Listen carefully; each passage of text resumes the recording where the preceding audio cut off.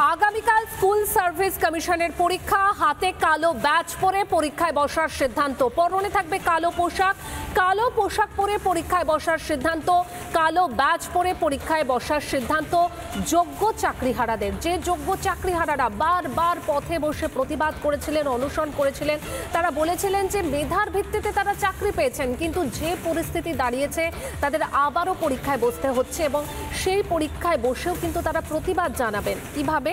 হাতে কালো ব্যাজ পরে পরীক্ষায় বসার সিদ্ধান্ত নিয়েছেন তারা। পরনে থাকবে কালো পোশাক পরে পরীক্ষায় বসার সিদ্ধান্ত। কেন্দ্রীয় শিক্ষা প্রতিমন্ত্রী সুকান্ত মজুমদার কি জানিয়েছেন শোনাই আপনাদের। তৃণমূল কংগ্রেস তো দোকান খুলে রেখেছে, তো দোকান খুললে পরে সেই দোকান তো চট করে বন্ধ করে দেওয়া যায় না। দোকান চলছে, প্রথম হাফে দোকানে যা বিক্রি হয়েছে তা নিয়ে চিৎকার চেঁচামেচি চলছে, তাই এখন অন্যভাবে দোকান চালানোর চেষ্টা হচ্ছে।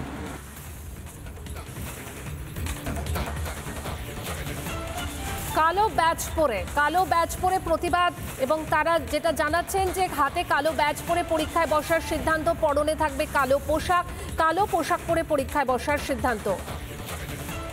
আর অন্যদিকে যে ছবি উঠে আসছে যে পরীক্ষা শুরুর আগে দুর্নীতির অভিযোগ, বিরোধী দলনেতা শুভেন্দু অধিকারী তিনি বিস্ফোরক অভিযোগ করেছেন। কি অভিযোগ সেটা শোনাবো আপনাদের। আর এরই পাশাপাশি চাকরিহারা পরীক্ষার্থীদের চোখে জল।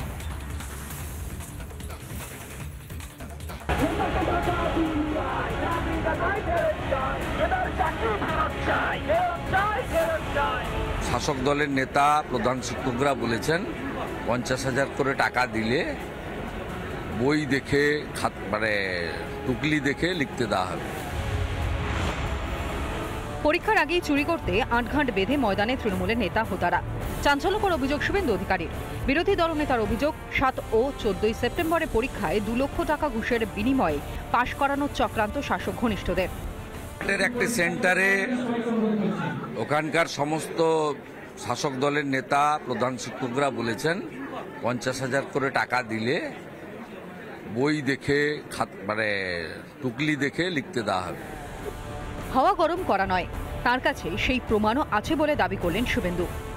মুর্শিদাবাদ থেকে তো অডিও রেকর্ডিং এসেছে যে 2 লক্ষ টাকা করে চাওয়া হচ্ছে পরীক্ষায় পাশ করিয়ে দেওয়ার জন্য। অর্থাৎ শিক্ষক বানানোর নামে নতুন লুটের বাজার চালু। কোথাও 2 লক্ষ, কোথাও 50,000। শিক্ষা প্রতিষ্ঠানের স্বচ্ছতার বদলে এখন দালালি আর দালালের দৌরাত্ম্য।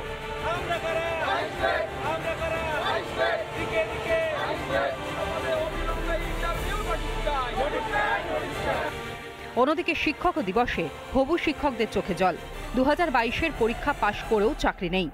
3 বছর হয়ে গেল, এখনো পর্যন্ত আমাদের কোনো নোটিফিকেশন আসেনি। দিদিকে একটা কথা বলতে চাই, উনি আজ আমাদের কি উপহার দিলেন? বেকারত্বের জীবন। আমরা জীবন্ত লাশ হয়ে ঘুরে বেড়াচ্ছি।